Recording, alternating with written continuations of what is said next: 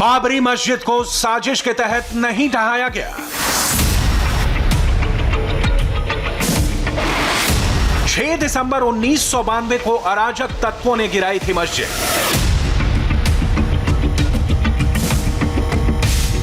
आरोपियों का ढांचा ढहाने से कोई डायरेक्ट या इनडायरेक्ट संबंध नहीं था।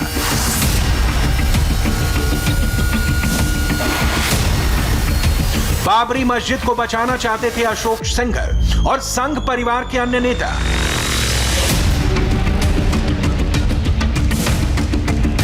खुफिया रिपोर्ट्स में 6 दिसंबर को कुछ भी होने की चेतावनी दी गई थी, मगर चेतावनी को अनदेखा किया गया।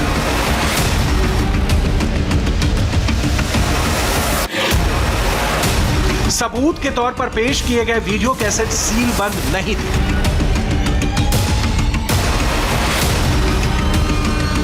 घटना के जो वीडियो थे वो भी स्पष्ट नहीं थे। उनसे छेड़छाड़ होने की आशंका से इनकार नहीं किया जा सकता। अखबारों की रिपोर्ट्स को सबूत नहीं मान सकते। गवाहों के बयानों में विरोधाभास था।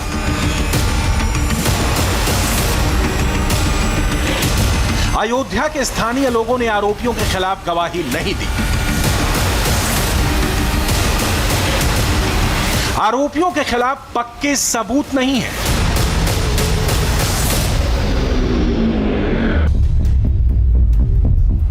अट्ठाईस साल पुराने मुकदमे का फैसला 28 मिनट से भी कम समय में सुना दिया गया। 6 दिसंबर 1992 को अयोध्या में बाबरी मस्जिद ढहाने के केस में अदालत के फैसले को इन 10 बड़ी बातों से समझा जा सकता है। लखनऊ के स्पेशल सीबीआई कोर्ट के जज एसके यादव ने अपने 1 साल एक्सटेंडेड किए गए जुडिशियल कैरियर के आखिरी दिन 2300 पन्नों का जो जजमेंट दिया वो आजाद हिंदुस्तान के इतिहास में मील का पत्थर कहा जाएगा। इस फैसले के भीतर आपको तारीखी दस्तावेज मिलेंगे, इतिहास का रुख मोड़ने वाली घटनाओं का जिक्र मिलेगा, हिंदुस्तान के जुडिशियल सिस्टम के पेचो खम दिखेंगे, अंग्रेजों के जमाने के कानून के अंश मिलेंगे और वो किरदार मिलेंगे जो स्वाधीन भारत के इतिहास के पन्नों में हमेशा के लिए अमर हो गए। और ये फैसला लिखने वाले जज एसके यादव को भी आने वाली पीढ़ियां याद रखेंगी। तमाम सबूतों और गवाहों के बयानात की बिना पर माननीय जज एसके यादव साहब ने ऐलान किया कि पूर्व उप प्रधानमंत्री लाल कृष्ण आडवाणी को बाबरी मस्जिद ढहाने की साजिश रचने के आरोपों से बरी किया जाता है। पूर्व केंद्रीय मंत्री मुरली मनोहर जोशी भी बरी किए जाते हैं। पूर्व केंद्रीय मंत्री उमा भारती, पूर्व सांसद विनय कटियार, साध्वी रितंभरा, श्री राम जन्मभूमि तीर्थ क्षेत्र के अध्यक्ष महंत नृत्य गोपाल दास, डॉक्टर रामविलास वेदांती, आचार्य धर्मेंद्र, श्री राम जन्मभूमि तीर्थ क्षेत्र ट्रस्ट के महासचिव चंपत राय, महंत धर्मदास, एमपी के पूर्व मंत्री जयभान सिंह पवैया, सांसद साक्षी महाराज, एमपी लल्लू सिंह, सांसद ब्रजभूषण शरण सिंह भी बरी किए जाते हैं। ये मैं कहने पर मजबूर हूं कि violence page for you politically. अगर आप वायलेंस करेंगे तो आपको मिल जाएगा, क्योंकि आप अंदाज़ा लगाइए कि आडवाणी की रथ यात्रा जहां कहीं भी भारत में गई वहां पर खूनरेजी हुई, मासूम लोगों का कत्ल हुआ, जायदादें जलाई गईं, खानदान उजड़ गए, बर्बाद हुए। और आज ये फैसला आता है सीबीआई कोर्ट का जिसमें कहते हैं कि वो स्पॉन्टेनियस नहीं था। तो हम ये जानना चाहते हैं कि भाई साहब ये कितने दिन कितने महीने लगेंगे प्रिपरेशन के लिए ताकि वो स्पॉन्टेनियस ना हो। आजाद हिंदुस्तान के इतिहास में बाबरी मस्जिद ढहाए जाने की घटना को आप किस नजरिए से देखते हैं, यह इस आधार पर तय होता है कि आप किस खेमे से ताल्लुक रखते हैं। मगर अदालतें विचारों की खेमेबंदी नहीं, सबूतों के आधार पर फैसले करती हैं। और इस ऐतिहासिक मुकदमे में सीबीआई वो सबूत पेश नहीं कर पाई जिससे कद्दावर आरोपियों का जुर्म साबित हो सके। स्पेशल जज एसके यादव ने अपने फैसले में कहा कि घटना से एक दिन पहले विनय कटियार के घर पर आरोपी जुटे और साजिश रची गई। सीबीआई ने यह आरोप तो लगाया मगर इसका कोई सबूत नहीं दिया। सीबीआई ने वीडियो के तौर पर जो सबूत पेश किए उनसे आपराधिक साजिश का आरोप साबित नहीं होता। जो वीडियो रिकॉर्डिंग पेश की गई उससे छेड़छाड़ की गई थी। कोर्ट में जो पिक्चर पेश की गई उनके नेगेटिव थे मगर सीबीआई कोर्ट में तस्वीरों के नेगेटिव नहीं पेश कर सकी। सीबीआई ने 351 गवाह पेश किए, उनमें से कई के बयानों में विरोधाभास था। सीबीआई ने एविडेंस एक्ट की धारा 65B के तहत सबूत पेश नहीं किए। आप अंदाजा लगाइए कि 1950 से अब तक इस मसले में मुसलमानों को इंसाफ नहीं हुआ और आज ये फैसला आता है 28 साल के बाद।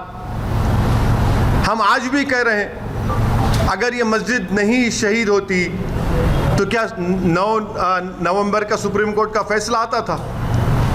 सारी दुनिया ने देखा कि जो लोग वहाँ शाम में खड़े होकर स्पीचेस दे रहे थे, लोगों को उकसा रहे थे, उनकी मौजूदगी में क्या ये बात सच नहीं है कि सीबीआई की चार्जशीट में एक विटनेस ने कहा कि कल्याण सिंह उस वक्त के चीफ मिनिस्टर ने कहा कि रोक कंस्ट्रक्शन पर है, डिस्ट्रक्शन पर नहीं है। अदालत ने फैसला सुनाया तो राजनीति से लेकर कद्दावर आरोपियों ने ईश्वर का शुक्रिया कहा, सत्य की जीत बताया, राजनीतिक विरोधियों की साजिश नाकाम होने पर खुशी जताई। बहुत बढ़िया, बहुत बढ़िया, बहुत बढ़िया ऑर्डर रहा है। जय श्री राम, जय श्री राम। बहुत समय बाद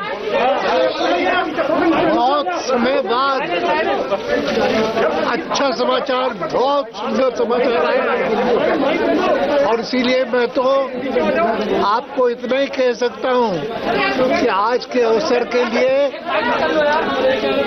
जय श्री राम, जय श्री राम, जय श्री राम, जय श्री राम। कानूनी प्रक्रिया में जितने भी चरण थे उन सबको पार करते हुए ये निर्णय आया है, तो इसी से साबित होता है कि हर स्टेज पर, हर स्तर पर साक्ष्य को, जितने भी एविडेंसेस थे उन सबको अच्छी तरह हमारे अधिवक्ताओं ने, वकीलों ने कोर्ट के सामने रखा और कोर्ट इस निर्णय पर पहुंचा है कि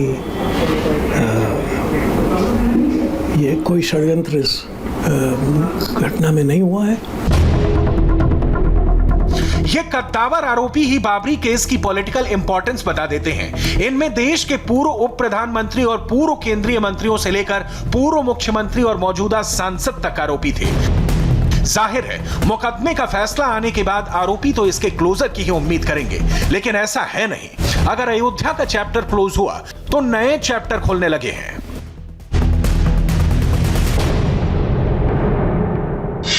सत्यमेव जयते नानृताम, अंततो गत्वा सत्य की ही जय होती है, असत्य की जय नहीं होती।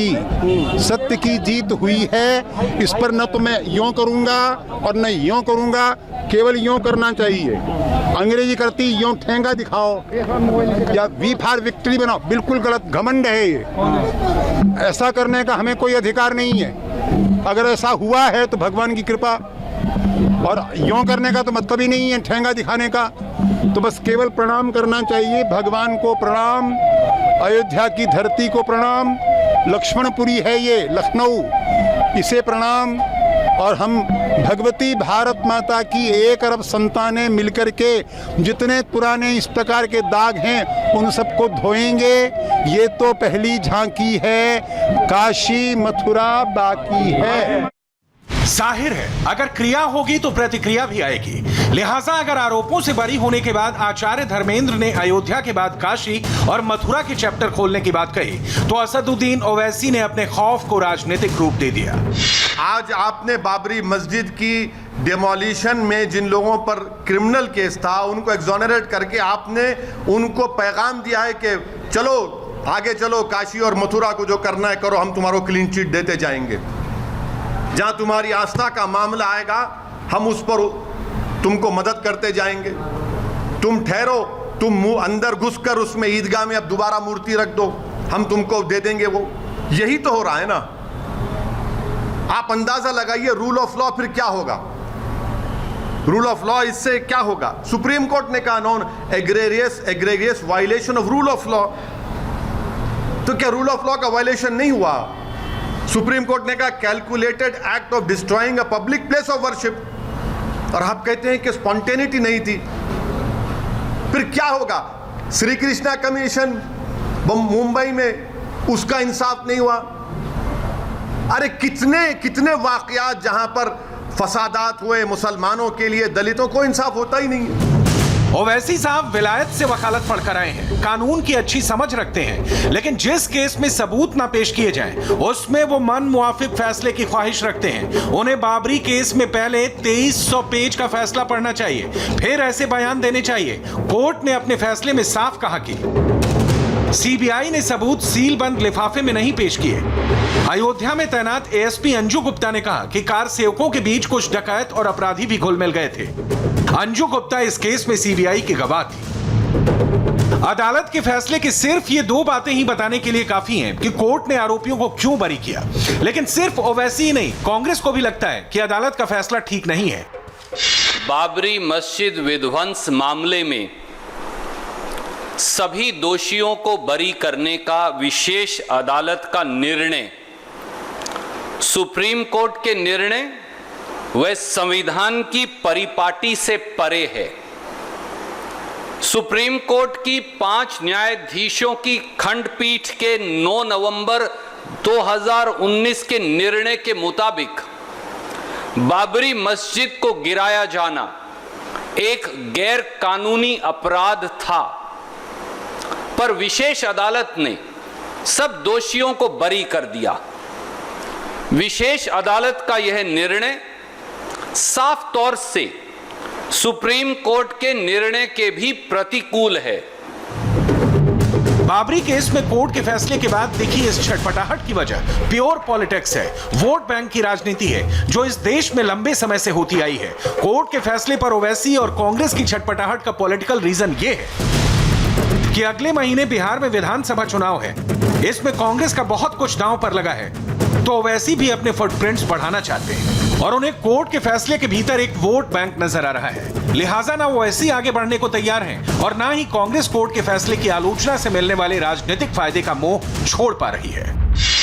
भाजपा, आरएसएस व उसके नेताओं ने राजनीतिक फायदे के लिए वह समाज के सांप्रदायिक सौहार्द को तोड़ने का एक घिनौना षड्यंत्र किया था।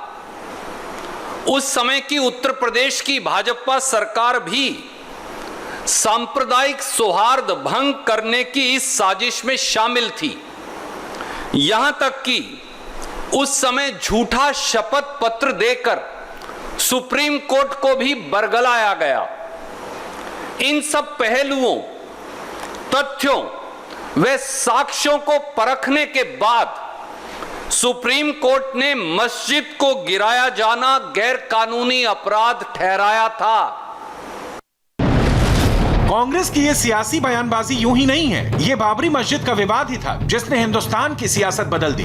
हिंदुओं की आस्था थी कि बाबरी मस्जिद को भगवान राम के जन्म स्थान पर बने मंदिर को तोड़कर बनाया गया। पिछले साल देश की सर्वोच्च अदालत ने भी ये बात मानी और जिस जगह बाबरी मस्जिद बनी थी उसे रामलला को सौंप दिया, और जिस पर अभी 5 अगस्त को ही राम मंदिर निर्माण के लिए भूमि पूजन खुद प्रधानमंत्री नरेंद्र मोदी ने किया। भूमि पूजन का यह कार्यक्रम इस देश के करोड़ों लोगों की आकांक्षाओं का प्रतीक बना। अयोध्या आंदोलन ने झूठी धर्मनिरपेक्षता और फरेबी तुष्टीकरण वाली राजनीति के खात्मे का काम किया, और ऐसी राजनीति करने वाली कांग्रेस आज खुद को बचाए रखने का संघर्ष कर रही है। यानी कांग्रेस को जिंदा रहने के लिए वोट बैंक की संजीवनी चाहिए, ओवैसी को अपना राजनीतिक साम्राज्य विस्तार करने के लिए वोट चाहिए। बाबरी केस में कोर्ट के फैसले के बाद भी ओवैसी आगे बढ़ने को तैयार नहीं। वो राजनीतिक मुनाफे के लिए उस मुद्दे की शाख पर लटके रहना चाहते हैं जिसे जनता ने कब का खारिज कर दिया। आज शाम से आप सुनेंगे कि ये जो बड़े बड़े ज्ञानी लोग हैं, लुक अहेड, भूल जाइए, आगे बढ़िए। अरे आगे कैसे बढ़ेंगे हम? आगे कैसे बढ़ेंगे? सारी दुनिया की आंखों के सामने 6 दिसंबर को मस्जिद को शहीद किया गया, डिमोलिशन किया गया। मैं भूल जाऊं? क्या क्या भूलूं? बताओ मेरे से आप। कितने मेरे बर्बादी के दास्ताने फसाने तुम्हारे सामने रखूं ताकि तुम्हारे इस कलेजे में जो अगर दिल है तो उसको धड़कन हो, उसको तुम मेरी तकलीफ को महसूस कर सको। क्या पैगाम दे रहे हैं आप इस फैसले से? हम उम्मीद करते हैं कि सीबीआई अपनी इंडिपेंडेंस के लिए अपील करेगा। मुझे नहीं मालूम करेगा नहीं करेगा, तो मैं तो गुजारिश करूंगा all India Muslim personal law board के जिम्मेदारों से कि वो अपील करें इस जजमेंट के खिलाफ। पहले अयोध्या विवाद पर सुप्रीम कोर्ट का फैसला और अब बाबरी मस्जिद ढहाने पर सीबीआई के स्पेशल कोर्ट का डिसीजन। उम्मीद यही थी कि भारत के इतिहास के इस विवादित अध्याय की इतिश्री हो जाएगी, मगर कोर्ट के फैसले के बाद आई प्रतिक्रियाएं बताती हैं कि सदियों पुराने इस विवाद का चैप्टर अभी पूरी तरह क्लोज नहीं हुआ है।